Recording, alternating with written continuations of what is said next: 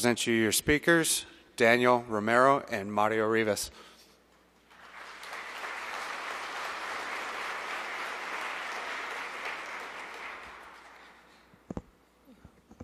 Can you hear me? Yeah? Okay.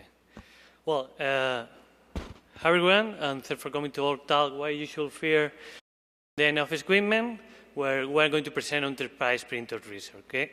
Thanks also to Descom for giving us this great opportunity.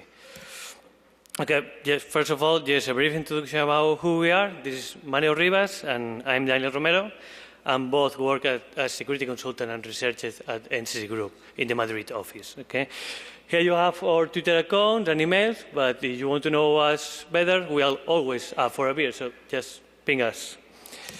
Okay, this is the agenda. This is a really classical agenda. First, an introduction about our research and the attack surface that we have covered. The testing methodology, Mario will present the testing methodology and some phases that we have developed and a way across the different vulnerabilities that we have found. And after that, we will show you some exploits that we have developed. And just finally, brief conclusions. Let's go with the introduction. Okay, the main goal of the research was testing enterprise devices, okay, and figure out the current state of security of them. For this reason, we thought that printer would be a good target. Okay, we selected 6 different medium-sized enterprise printers, and we decided to focus this research in a red teaming approach. Okay, so we did vulnerability research, exploitation, and post-exploitation. Keep in mind that it was not an assessment, so we only need one vulnerability that provides us remote code execution. We don't need to find all the vulnerabilities that the printers have. Okay. And why printers? These are really good questions. Printers has been really well extended many years ago around the companies. And they are usually connected to the different networks, different VLAN, so we can use them in order to pivot into the different departments that company could have. Okay? And obviously information that could be managed by a company is really sensitive. We have corporate information, personal, financial, customers. And don't forget the information which was included or is included within the configuration. We can have domain accounts, credential, password, and etc. Okay, and well, usually printers are considered low-risk targets, so probably they are not included within the patch cycle, and they probably are not configured securely or properly. Okay, and then we have uncontrolled devices managing really sensitive information and connected to the most of the company's networks. This is an example of this week where Microsoft catches Russian state hackers using printers in order to attack companies, for example. And why not? Some vendors decided to make statements like this one, so it is a challenge for us. The most important, probably. Okay, let's go with the attack surface. First of all, just comment that we identified 2 different operation systems within our printers, the real-time operation system, RTOS, and Linux. And obviously, we identify many different attack surfaces, like web applications and web services, mobile applications, file parsers, updates and firmware analysis, printer languages and services, external services like the Google Crowd Print or AirPrint, management services, Telnet, SNMP, and others, and proximity attacks like Wi-Fi, USB, and etc. And we also decided to include other 2 tasks: post-exploitation and hardware analysis. Okay, but obviously we didn't have enough time to cover all these attack surfaces, and we finally decided to include the following ones. Those painted in gray because we didn't include them in all the printers tests. Okay. This is a more detailed picture about our attack surface where you can see the different elements that we covered during this research. And for example, for the printer languages and file formats, we decided to include the PGL, PCL, and the PS language formats. Okay? Let's go with the testing and methodology. So this is the methodology that we mainly used during the research. We started with the state-of-the-art on setting up our printers, and then we chose a scope of our attack surface, as we just saw. And then in a cycling process, we started searching for vulnerabilities, fuzzing different protocols, and finding some crashes. then analyzing them, and then trying to exploit them in order to gain more knowledge about the device. All this while also analyzing the firmware in the cases we were able to obtain it, and also using the hardware to get some more useful information. Talking about fuzzing, we started with dumb fuzzers, which are very quick to launch, but also, and we continue developing smarter ones, which require more time but give better results. Both techniques gave us great results, but we also felt that we were spending more time than we should. So we decided to create our own fuzzer. While looking at the state of the art, we found two amazing tools, Sally and Bufas. By the way, Joshua Pereira, the maintainer of Bufas, and Carl Pearson were here yesterday. These two tools have great modules and great functionalities, but we were changing a lot of the code, so we decided to fork Bufas, and after Sally and Boo, the next one was Wasowski, so we called this Wasowski. We wrote it in Python 3, and we changed, improved some of the modules, like the string fuzzing libraries, and we also made fuzzer modules to keep all protocol fuzzers under a single program with a similar behavior. And between the rest of the changes, we wanted to solve some difficulties that we were having. Different implementations of the same protocol behave different in different targets, and when a device crashes, it can go totally down, or maybe the service may stop answering, or maybe it just prints a stack trace in some debug interface. For this, we made a main program with a lot of arguments to avoid touching the code for different targets, and we made monitor modules to constantly check the target. Then when the device crashed, a lot of times we will need to reboot it manually. So we made restarter modules to, for example, turn off and on a smart plug and adapt to any necessity we were having. And then to give usability to the fuzzer, we made a nice console where we can pause and control the fuzzing session and do things like retest a suspect packet, a suspect test case of crashing a device, and do other things like print in human readable format the packets that we are sending, and we can also save standalone scripts that we can, for example, send to a manufacturer. So let's go with a very quick demo. Before that, you can see here a typical Bufas test case printing, and below our console with the test case, the number of test cases, our target, and some more information about the actual test case. Let's go for the demo. That's it. Okay, so we can see below a ping to the target, and we can see above the help with a lot of the options that we have, the different modules, the fuzzer modules that we have developed, the restarter modules, the monitor modules, and other options. We are going now to launch the fuzzer to our target, the printer 1 in the port 631, using the internet printing protocol fuzzer and the get printer attributes command of the IPP protocol. And we are also using a restarter module that turns off and on a smart plug when the device goes down. We can see here our cool logo and the console, where with a lot of the commands that we implemented, we are going now to just test the connection, sending a non-fast packet to the printer. And after checking that the connection is okay, we are going to go to a different test case, and we are going to continue the execution from there.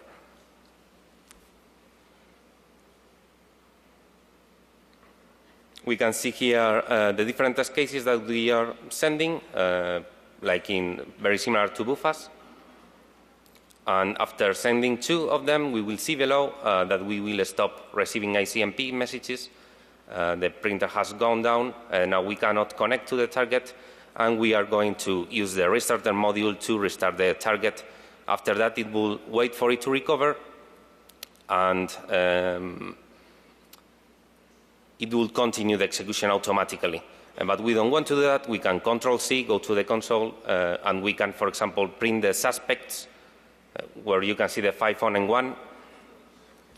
And we can also print this test case in a human-readable format. You can see all the decoded packet, and the longest line is, you can see we are sending 10,000 Cs instead of the default value, which was EN. And we can also see a proof of concept that we can copy and paste into a script and, for example, send it to a manufacturer or use it in an exploit.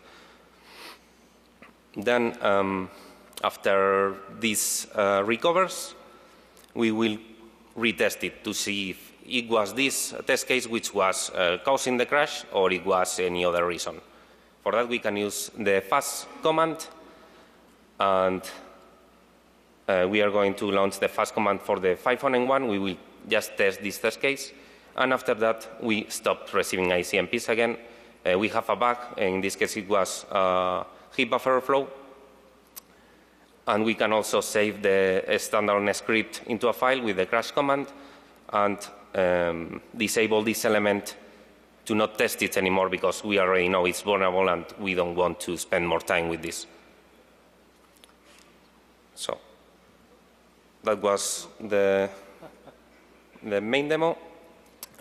We can find all the code after the talk in our external GitHub. And let's go for just a bit of hardware.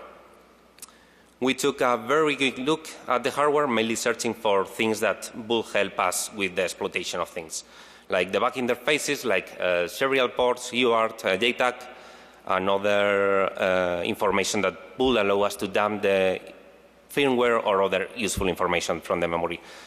And while doing that, we also were having too much fun playing with the hardware. We did something that we shouldn't, and one of the printers will never print again because of that. We could say maybe kill a printer, save a tree. I don't know. So one of the first things that we did was looking for exposed memories, like in this case, where we used a bus pirate, which was connected to one of the chips, and through the SPI protocol, we downloaded the firmware from that memory. We also found serial ports in 3 of the 6 printer tested, which also we found some JTAG ports that seemed to be disabled, and the serial ports were extremely useful as they gave us a lot of information, the bug information, errors, and the stack traces. And this was, of course, very useful to exploit some of the vulnerabilities that we found.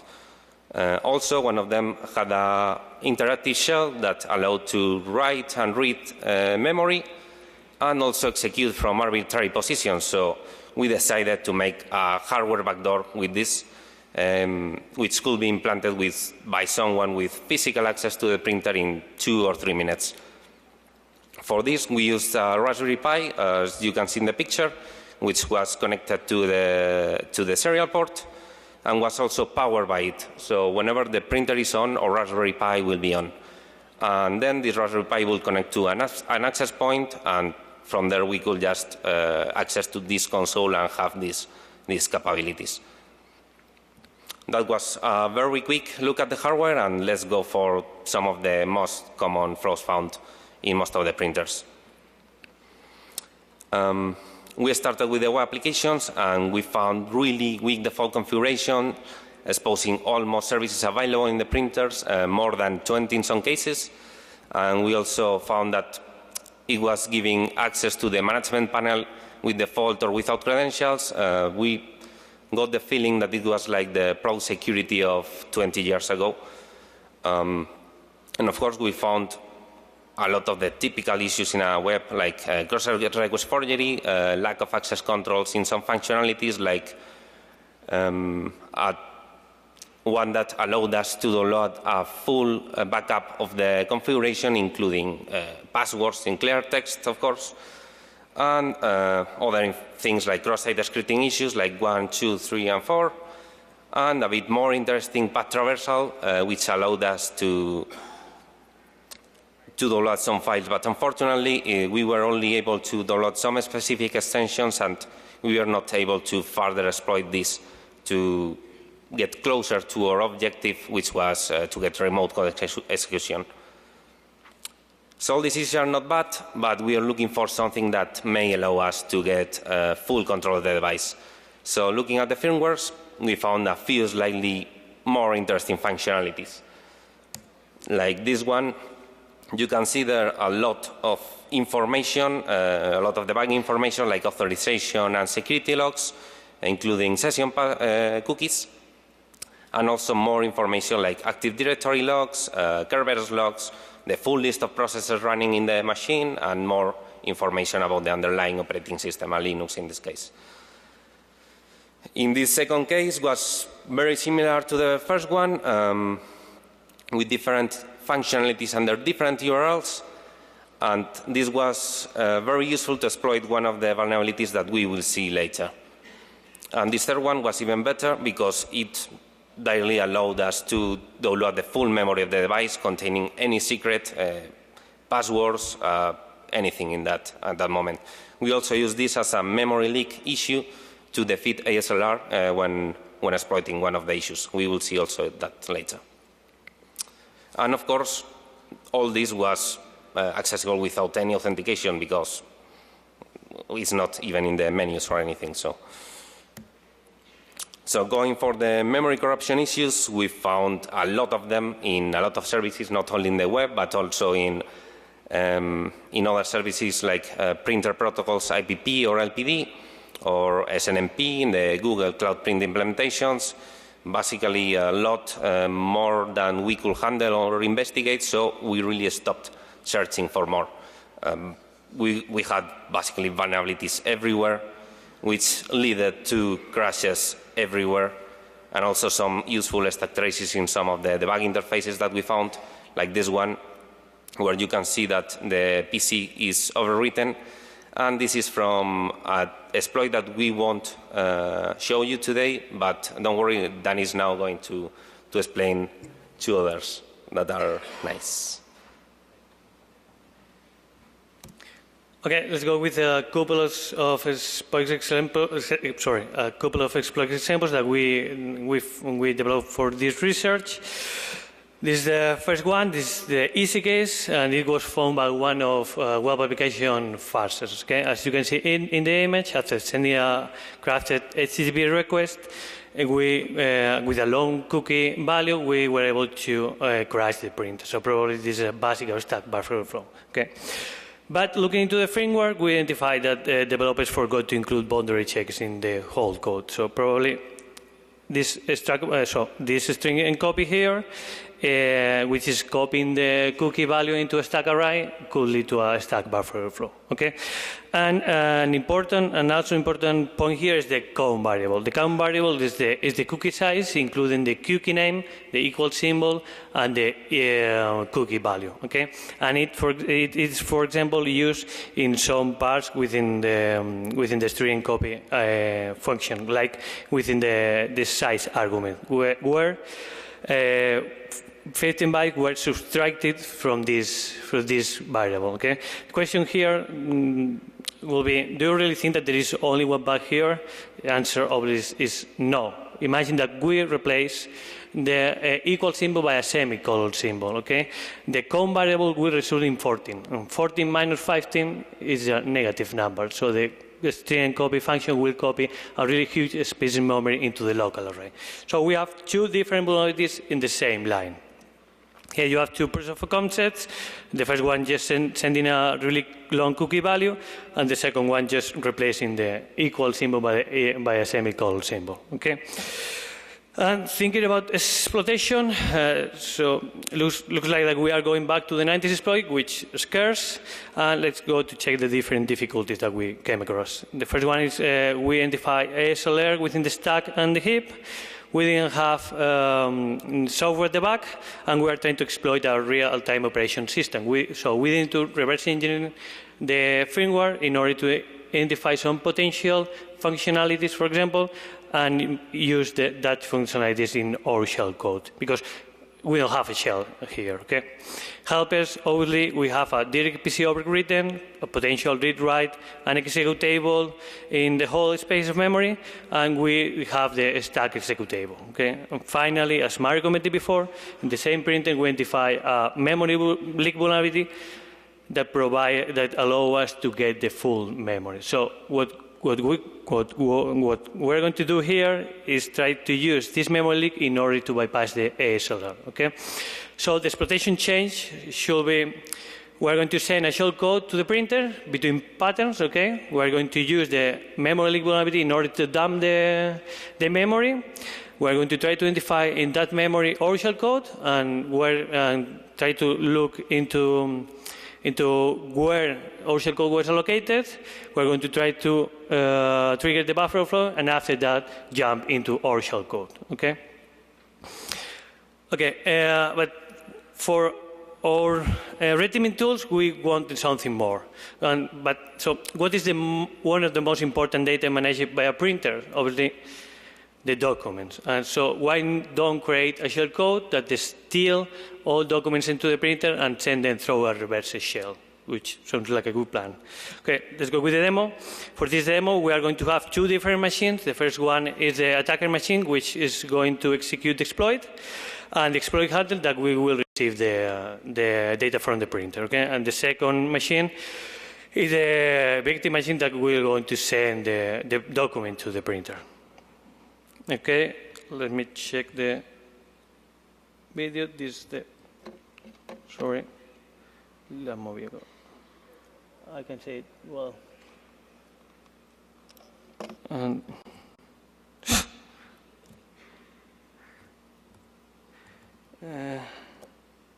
Okay, here you have the demo. Sorry for this.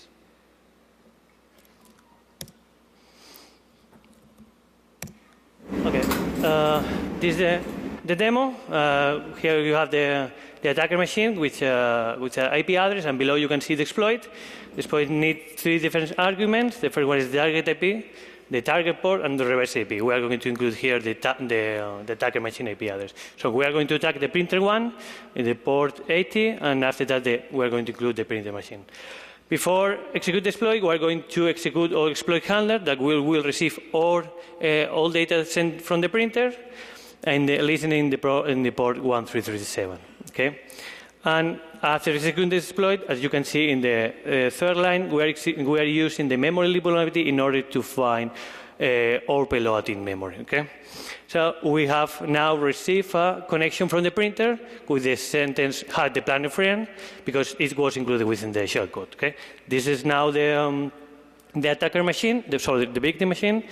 With a different IP address, what we're going to do now is sending this document to the printer. Okay, we're going to send this document to the printer one, which is this one, and after sending the document, you can see here, for example, how the exploit handler receives some data from the printer. Okay, so I'm now converting this data to a PDF, and so after 2 seconds.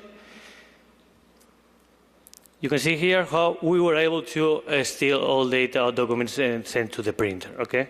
And the printer continues printing normally, and our exploit handler also forward all data sent to another printer controlled by the attacker. So we were able to steal all data or documents sent to a printer.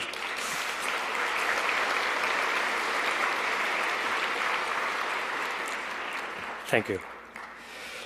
Okay, let's go with the second exploit. This was the easy case. This is going to be the tricky case. As we didn't have software and hardware debug, and all the protections and difficulties was implemented in this printer. So it's not going to be easy to explain, but we will try it, okay? So be patient, please, because it's a bit tricky. Okay, we found same vulnerability in the same place, but for this printer. But in this case, we have two different parts in the cookie value. Okay, the first part is something like a hash, and the second part, separated by a comma, it's something like a base 64 string. Okay. After reverse engineering the printer frameworks, we identified some potential vulnerabilities that could contain this vulnerability. Okay? But the most important function was the function that decoded the base64 decode value. Okay? After analyzing this function, we identified how a struct was passed as argument to this function, to the base64 decode function, and this has different elements included within the struct. The first element is the source pointer, which is the base64 string. The second is the destination pointer, which is the result of the base64 string. This will be filled within this function, the source len and the destination len. Okay, but this function, the base64 function, was called by the code in the highlighted area. As you can see here, we are calling the base64 decode function, and we are passing a struct as argument. Okay, and the buffer overflow occurs because the destination pointer, which is here, was associated to a local array. So if we send a really long cookie value, base64 encode, the base64 decode function will overflow the stack. Okay, so this was analyzed locally, so we need to corroborate this dynamically. Okay, so we use the Unicorn framework in order to emulate some framework. If you don't know the Unicorn framework, this framework allows you to emulate different parts of code. Let's see the result, for example, the registers, and we decided to create a script that emulate the function that get and check the second part of the cookie, the string len, the base64 decode, and other functions. Okay, and after execute the script where we paste 100 as base64 as argument, we were able to identify that the PC register, the program counter register, was overwritten by A's. Okay, we can also see how the stack pointer, all data included with the stack pointer, we can control all this data. And the R4 and R5 register were also overwritten by A's. Okay, this is because the last instruction execute before trigger all vulnerabilities is a pop instruction, which is popping the R4, R5, and the PC register. Okay, so we have now all the information that we need in order to create our shell code, but everything becomes inside here. We identified that the stack was not executable. We also identified that we tried to use many firmware addresses in order to create a shell code or a drop change, but none of them worked properly. Okay, and we also identified that the printer was using a modified T-kernel RTOS. But the most important point here is that this is a non-monolithic operation system, and different tasks could be executed at the same time. So probably what the kernel is doing here is take a code from the firmware and execute this code in memory in a different address. Okay, so this is the reason because we were not able to use firmware addresses to create our shell code or drop change. So therefore, we didn't know where and how our shell code can be executed. We have something like SLR or offsets. We have NX. We were not able to identify valid addresses to create our drop change. But we need to identify valid addresses in order to do that. Okay.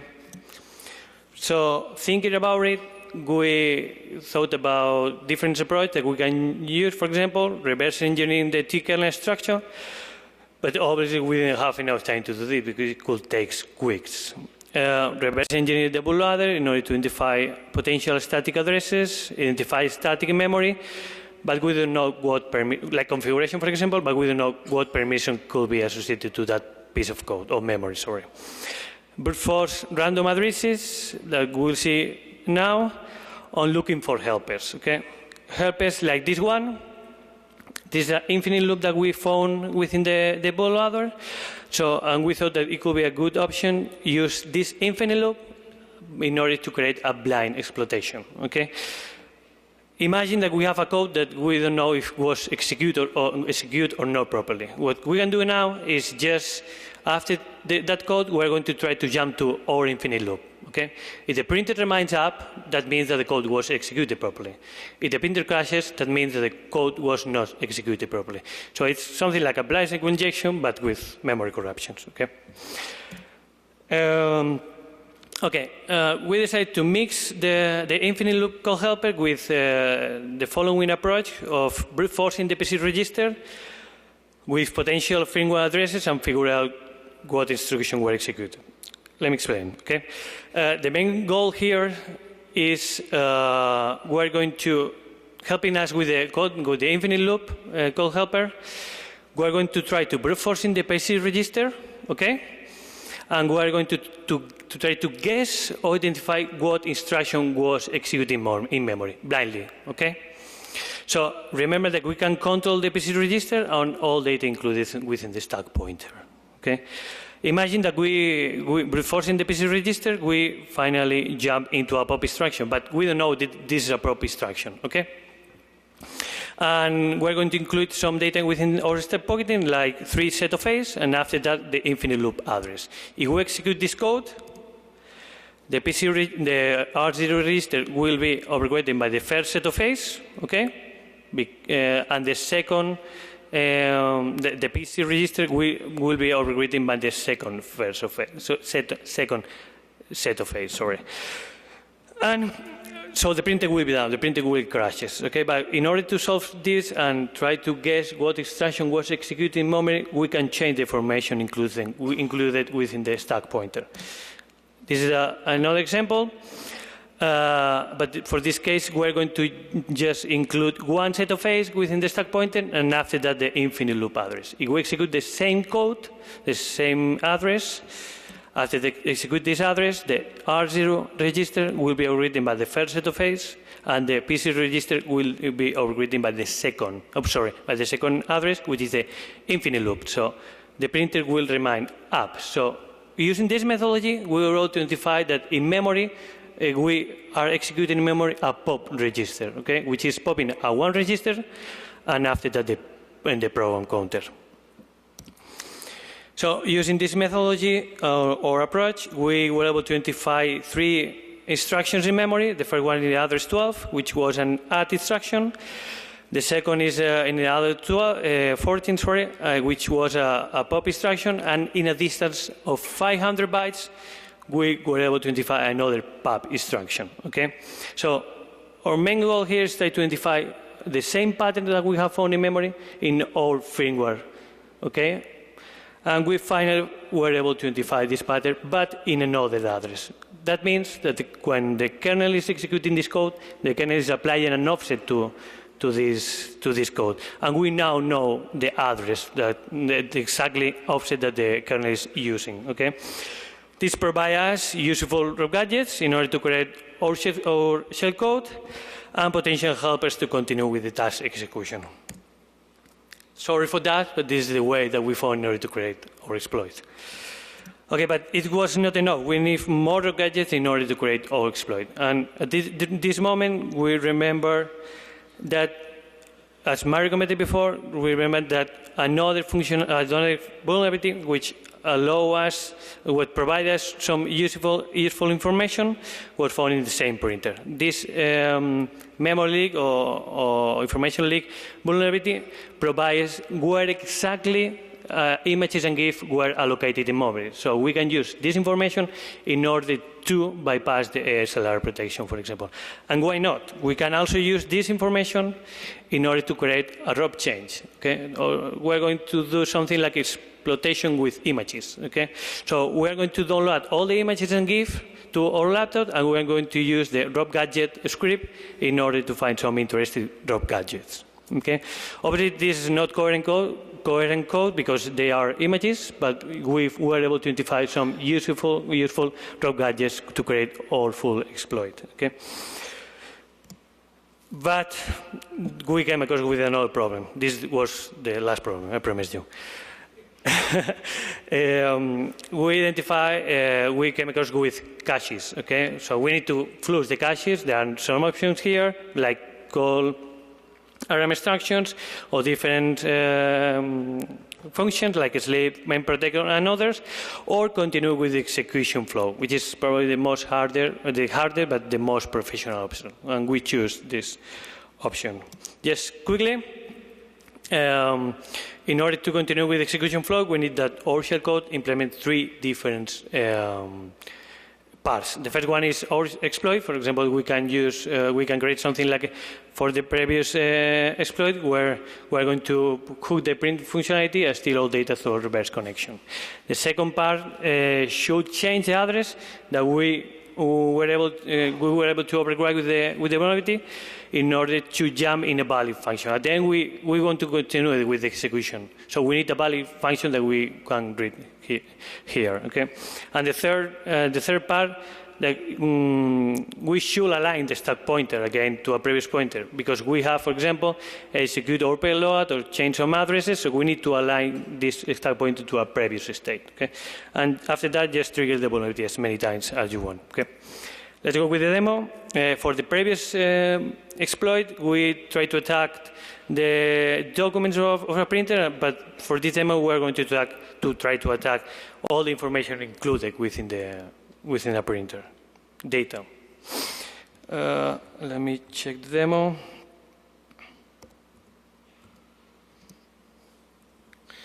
Okay, for this demo, we implemented 3 different functionalities within our exploit. The first one is write, so we can write bytes into the printer memory, and after that jump into that memory. For example, we can write a shellcode, and after that jump into our shellcode. The second is similar to the previous one, but we can write a file that we have in our computer, for example, in a piece of code.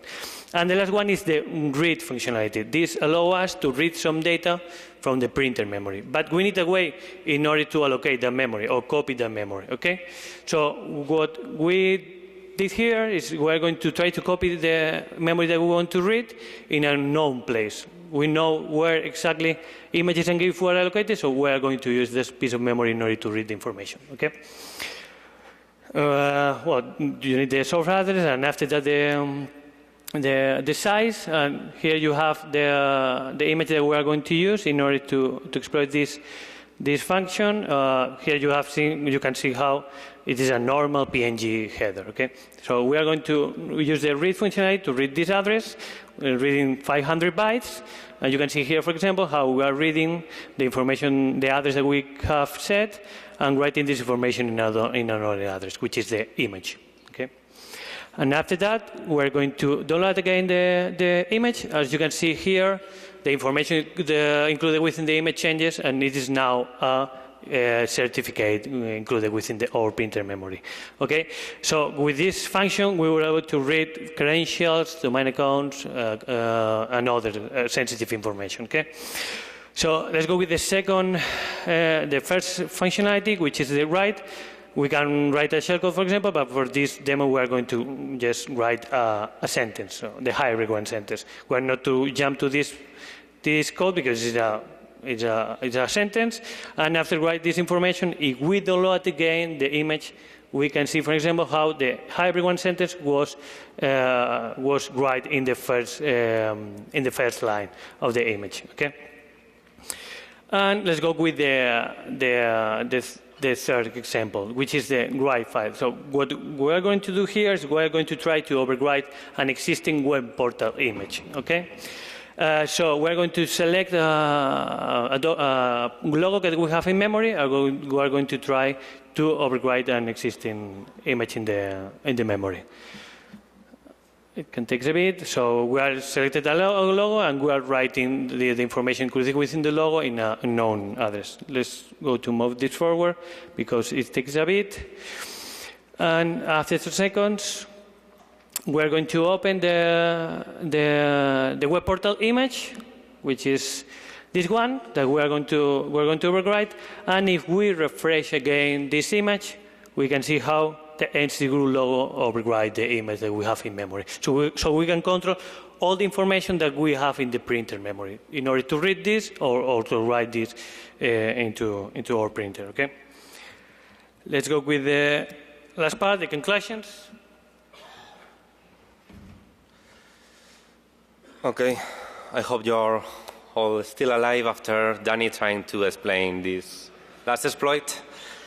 Let's go with the responsible vulnerability disclosure. We started this process in February, and we got a very mixed response from the vendors. Some of them had a very mature procedure for this and were really quick fixing the issues and publishing patches. Special mention to Lexmark, which response was great. And on the other hand, some others we could just say that it was easier to find the vulnerabilities than their security department. So there is some work to do in that area. We already published all the security advisories, most of them 2 days ago. And as a quick overview, as you just saw, we found a lot of issues in a lot of places, which lead in most cases to remote code execution issues. And let's go for the CV party. We found, we got 50 CVs, most of them high and critical risk ones, and just don't take the number per manufacturer as an indicative of their state of security, because some of them grouped different vulnerabilities under the same entries. Just for a quick reference, the full list. And going for the main conclusions, this research aimed to show how the state of security of common office devices, such as printers, which are present in most, if not all organizations, is still very mature and largely ignored. We found a large number of critical and high-risk issues in all the printers tested. We got proof of concept for 4 of them. We showed here 2 of them, one for documents and one for other data within the printer. And we ran out of time to develop the exploits for the 2 others. So, but anyway, there were issues that could lead easily to that. A lot of CVs, and we stopped searching for vulnerabilities. So this was important. We think there is a lot more of issues waiting in there. And we only checked a few services. There is a lot more things to research here. And by what we saw, the first one looking at this will probably find gold in there. And we only check 6 printers, but we do not expect the same manufacturers having different implementations for some of the protocol sites, such as IPP or different web applications, etc. So probably the number of devices affected by these issues is huge, much bigger than the number gave by some of the manufacturers. We could also say to some vendors that less marketing and more security. And the main recommendations for manufacturers will be to simply invest in security. It's necessary in all the development phases of a product. For organizations, they should start considering this as the threats they are. They have a lot of sensitive information, not only documents, but also important information in the configuration, like passwords, domain credentials, etc. And they are connected to their corporate networks. So they are really high risk and no low risk devices. And finally, for hackers, this is a very mature field.